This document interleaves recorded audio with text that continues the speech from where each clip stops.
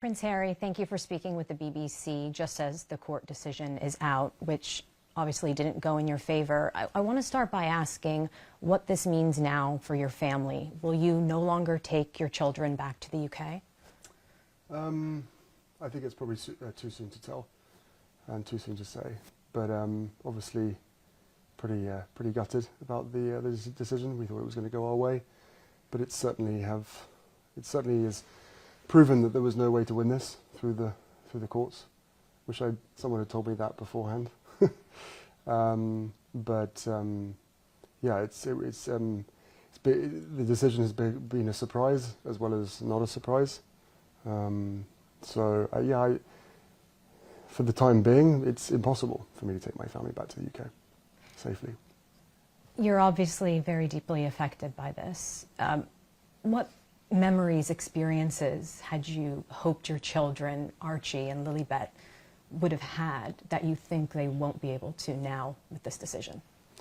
Well, for a start, the only time that I've come back to the UK is sadly for funerals or court cases, with the odd charitable function where I can in between that.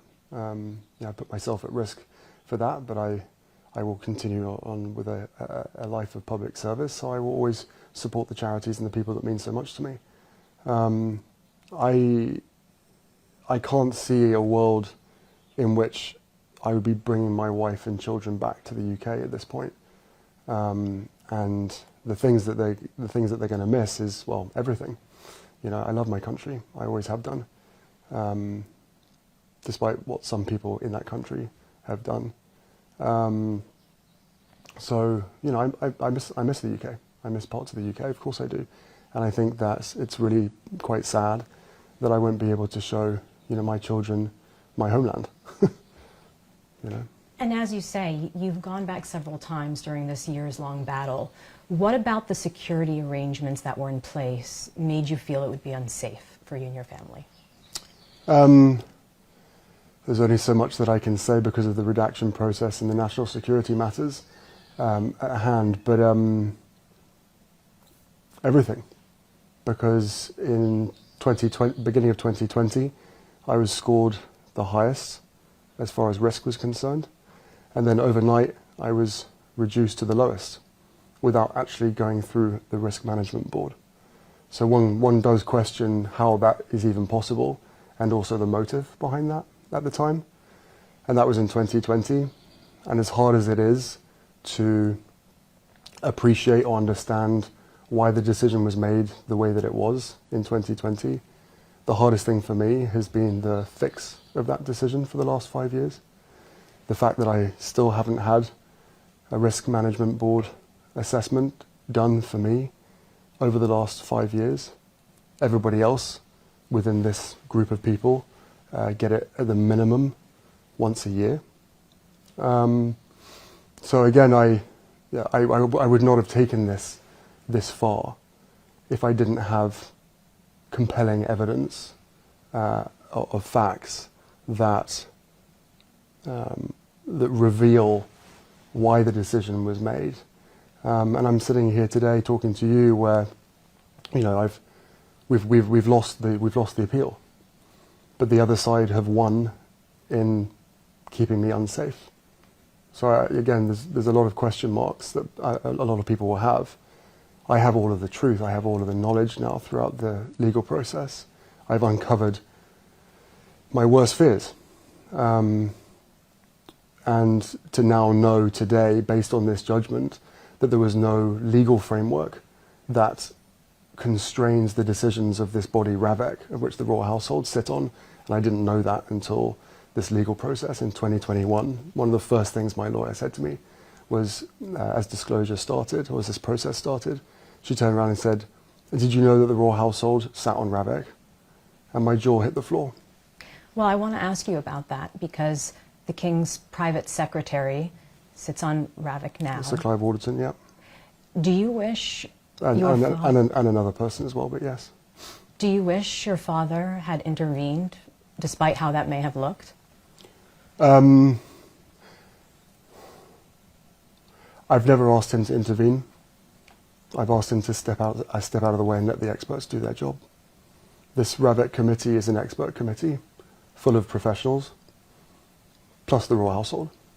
And the royal household don't have any role in that, on the RAVEC committee, other than the helping influence the decisions based on members of the royal family. And 5 years later, every single visit that I do back to the UK has to go through the royal household. My representative on the RAVEC committee, still to this day, is the royal household. That is not a decision that I choose. I am forced to go through the royal household and accept that they are putting my best interests forward during these conversations and the deliberations. So no, I haven't asked my father to intervene. The whole point of a risk management board, which, as I said, everybody else gets, but I haven't, never been given since back end of 2019 was the last one that I was given. The whole point of that is to have a board and a risk assessment, a separate board from RAVEC, that considers all of the facts and all the circumstances. It is a system and an assessment that is designed to be non-biased and to avoid interference. What I know throughout this legal process is the interference that was created came from the royal household. And the RAVEC chair at the time, who I believe I can talk about because he's no longer there, Sir Richard Mottram, the first thing he did, or the first people that he went to go and see, was the royal household at the palace. So whether it's the media or whether it's anybody else that claims that the royal household and my father and my family don't have any decision-making capabilities on RAVEC, well then what's their role? They're not experts. What's their role on that? And Sir Richard Mottram emailed back in January of 2020 that an RMB would be necessary before taking my security away. After his visit to the palace, that RMB that was planned was abandoned in favour of alternative governance measures. What the court decided today was that they were justified for 4 reasons to not have that review. And a major part of that is because you're no longer a working royal, a change in your status. Do you not accept that from the court? Well, my status hasn't changed. It can't change.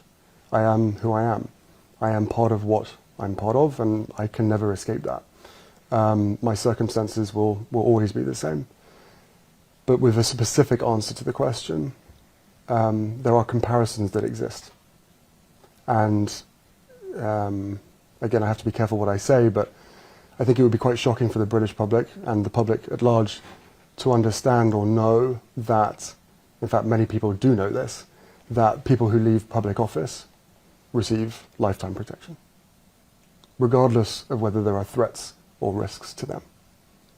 So for me, with a whole list of risks and threats that were known about in 2020 and that have only increased over time, including the Al-Qaeda threat that was published and talked about recently, completely disregarded, thrown away, ignored, because for me, security was made conditional on having that official role. That role that everybody knows, that myself and my wife wished to carry on, but was stopped from being able to do that back in 2020.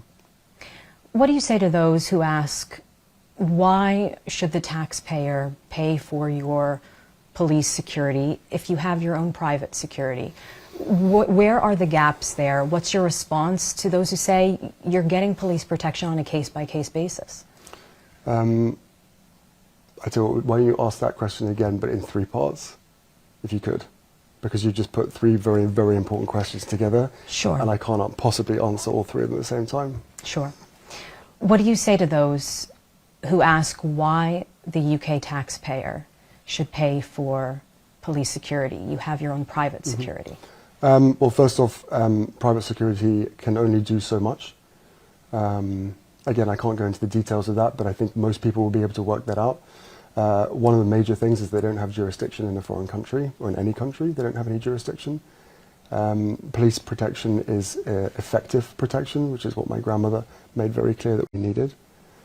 With regard to the taxpayer part of it, I don't need to go into detail of how much the royal family costs or how much protection costs or whatever. What I will say is that some of the British tabloid press did a very good job in campaigning to have our security removed by quoting figures such as £20 million. Right, and through this disclosure process, I've seen constituents in the UK write to their MP saying, "I don't want to, as a taxpayer, I don't want to pay for Meghan and Harry's security at this cost." They're literally quoting headlines from British newspapers. Those figures are obviously grossly exaggerated by about 18, 19 times. And further to that, if you know that other people are being protected, people that have made a choice for public office, then why wouldn't you be comfortable, happy with someone in my position who's given 35 years service to his country, 2 tours of Afghanistan, and the threats and risks to my life? I was born into this position. I was born into those risks, and they've only increased over time, along with my marriage to Meghan. And the frenzy across media, mainstream media and social media that created. So, and I guess on top of that as well, probably what people don't know, but that is mentioned in the judgment today, RAVEC protect private citizens. I was made a private citizen by the royal household, not by RAVEC, by the royal household. I can't be a private citizen. I will never be seen as a private citizen. I will never be treated as a private citizen, not by the media, not by most people, and certainly not by anybody that wants to harm me or my wife or our kids. So I think once people realise or understand that there are private citizens who have never played any role in public office and never will play any public role, that because they are high risk, they are protected at taxpayers' expense, and rightly so, because it will affect. Not only with that person, could they end up in hospital, or worse, on UK soil, but it comes down to impact, and it comes down to the reputational impact of the UK if that person or those people are injured on UK soil. But apparently for me, that doesn't matter. And just to be absolutely clear, what is the difference between the top-level security you say you should have and the security you are given on this case-by-case basis when you go? So the details of the security I can't talk about. All I will say is that the last R&B assessment that I was given, I scored the highest. The only person within the family that scored anywhere near that was my grandmother. Overnight, I was reduced to the lowest. This case-by-case basis has been used by RAVEC and also by large sections of the British press to say, well, what's the big problem? You're given something on a case-by-case basis. Unfortunately, that case-by-case basis is separated by the reason for my visit. So just to give you more context on that, it's not really a case-by-case basis. It's an either-or. If you're invited to the UK by your family, then we will give you security. If you come for any other reason, then you will get a very low amount of security. I'm not going to confirm what that is, but it is completely insufficient. Somewhere along the line, people have talked about the fact that all it is someone on the end of a phone. So, no matter how much private security I have around me, there's only so much that I can do and operate and function within the UK when it comes to supporting my charities, visiting my friends, all of these things. So, I've been treated very, very, very differently to everybody else that exists. All examples that exist, past, present, I have been singled out. You've spoken very openly about the fact that you think you've been punished for leaving the monarchy. Who specifically do you think is trying to punish you? I don't think that anymore. Now I know that it was, security was used as leverage, and And I think what really worries me more than anything else about today's decision, depending on what happens next, is that it's set a new precedent that security can be used to control members of the family. And effectively what it does is imprison other members of the family from being able to choose a different life. If for me security is conditional on having an official role, one that both myself and my wife wished to carry on, but then was rejected, not by Ravek, was rejected by the royal household, and the result to that is you lose your security. That basically says that you can't live outside of their control if you want to be safe. But there's a pretty hard decision there, and I think if you strip away all the noise of everything that's been said by other people and all the noise that's been created around this, if you strip that all away, I think what people will hear is that the only thing that I've been asking for throughout this whole process is safety, both when I was when I was part of the institution and when we left. And the important piece here, Neda, is for me and my wife. Well, I mean, I'm not sure how much I can say, but well, I can never leave the royal family. That is my family. That is my larger family. I left the institution because at the end of the day I had to.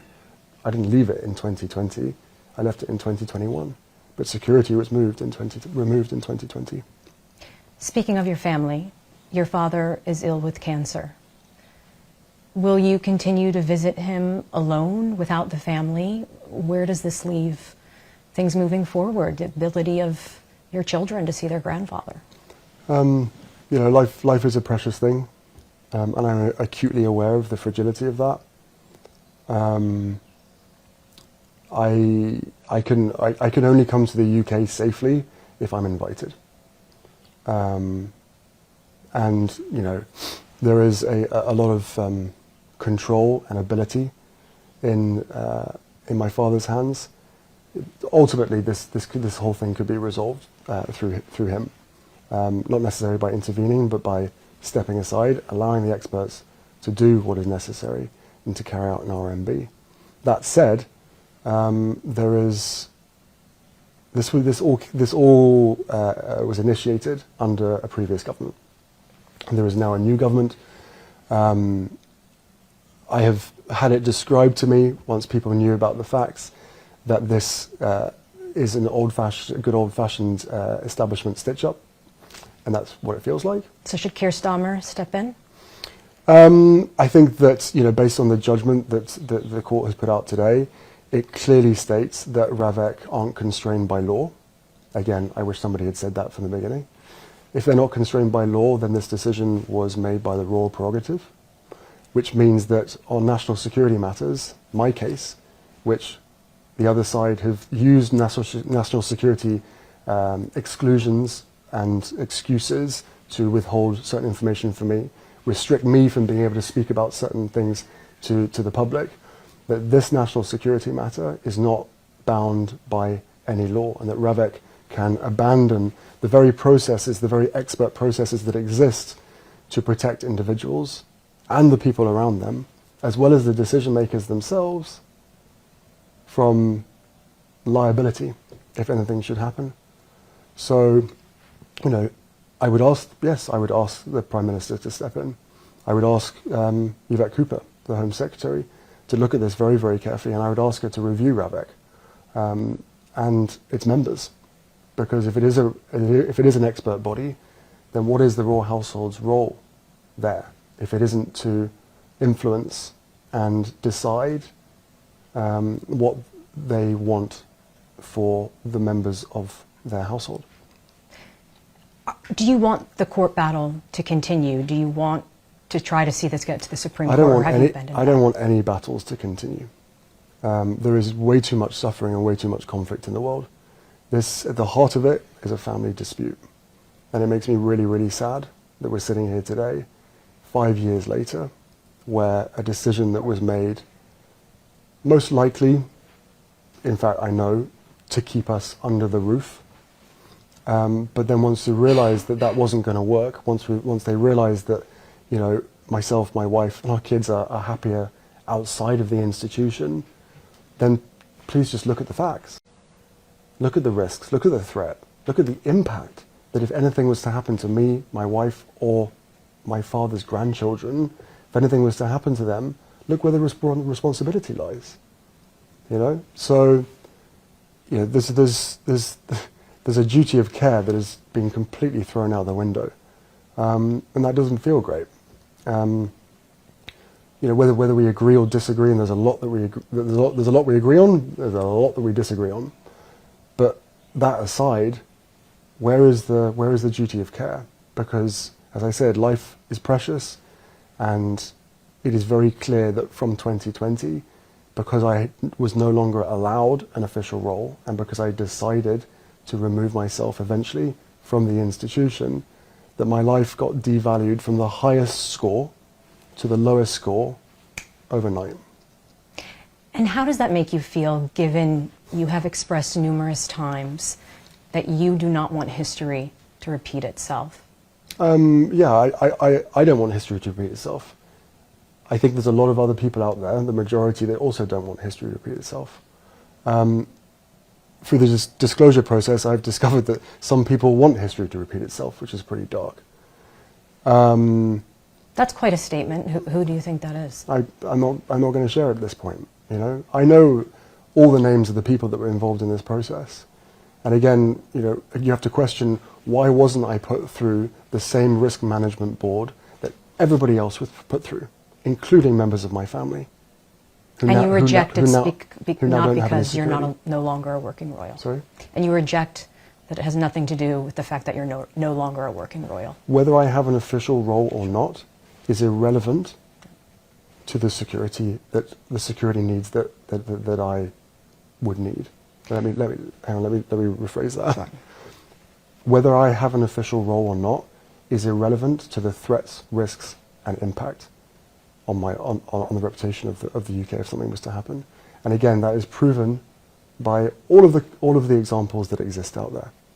So for me, having an official role was conditional on keeping security. But for everybody else, people who have chosen this life to enter into public office and then leave, get it for life, regardless of whether they have risk or threat to their name. And by the way, I agree with that. I think that is absolutely the right thing to do. That if you come in and you serve your country, even if it's a minimum of 4 years, that you get the protection that you require because of your public service. I was born into this position. It wasn't a choice. I've served my country for 35 years. I believe that I am still continuing to serve my country. Public service is my life. That is the dedication that will never change. And then all the other bits and pieces that are added to that. You know, there are very, very real threats that exist out there. Some that are known about, some that have been withheld. And for people in power and responsibility of decisions to know that those threats and risks exist, but to turn around and say, well, because you don't have an official role, your life doesn't actually matter anymore. Well, you can imagine how I feel about that, but you can also imagine, not even imagine, that is the most illogical argument in the history of arguments. And finally, just because you mentioned, you know, your connection to your country, your public service, after this years-long battle, do you think your relationship has changed with the UK? Do you feel let down by your country? That's a big question. At this point, I'm feeling very let down. You know, it's the minority of people, especially those that read the tabloids and the press themselves. The press themselves have incited so much hatred towards myself, my wife, and even our children, that's hard to forgive.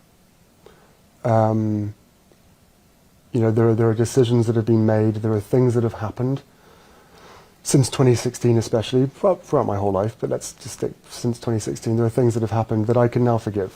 I've moved past that. I can forgive my family's involvement, my father, my brother, and my stepmother. I can forgive the press to a large extent as well for so many things that have happened. What I'm struggling to forgive, and what I will probably always struggle to forgive, is that a decision that was made in 2020 that affects my every single day, and that is knowingly putting me and my family in harm's way. Everybody knew that they were putting us at risk in 2020, and they hoped that me knowing that risk would force us to come back. But then when you realise that that didn't work, do you not want to just keep us safe? Whether you're the government, whether you're the royal household, whether you're my dad, my family, despite all of our differences, do you not want to just ensure our safety? And I'm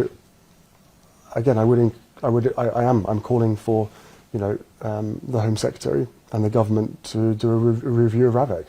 And I'm also asking for an R&B assessment that I haven't received since 2019. Just because you spoke there about forgiveness, it sounds like the last step to repairing relations with your family is the security issue, by what you said there. 100%. Whatever noise has been created, whatever stories have been written, this has always been the sticking point. And, put yourself in my shoes. If you step back to try to create a different role, the same official role, but a different working relationship with the institution that you were born into for the sake of your wife and your own mental health and your child, which now, of course, a lot more has come out because I felt as though it needed to come out. The other side of the story needed to be told. God forbid anything should happen.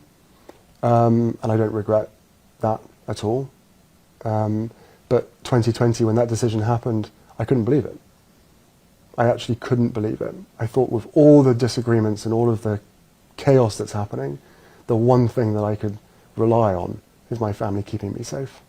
And not only did they decide to remove my security in the UK, but they also signalled to every single government around the world not to protect us.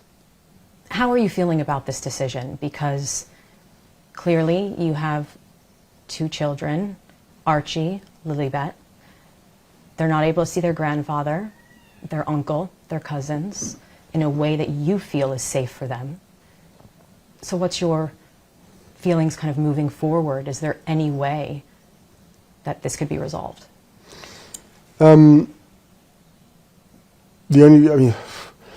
Firstly, I'm devastated. Not so much as devastated as with the loss that I am about the people behind the decision, feeling as though this is okay. Is it a win for them? Is it a win that that I don't get the protection that the threats and risks and impact say that I should? I would hope they wouldn't consider it a win. And I'm sure there's some people out there, probably the most likely the people that wish me harm, consider this a huge win. But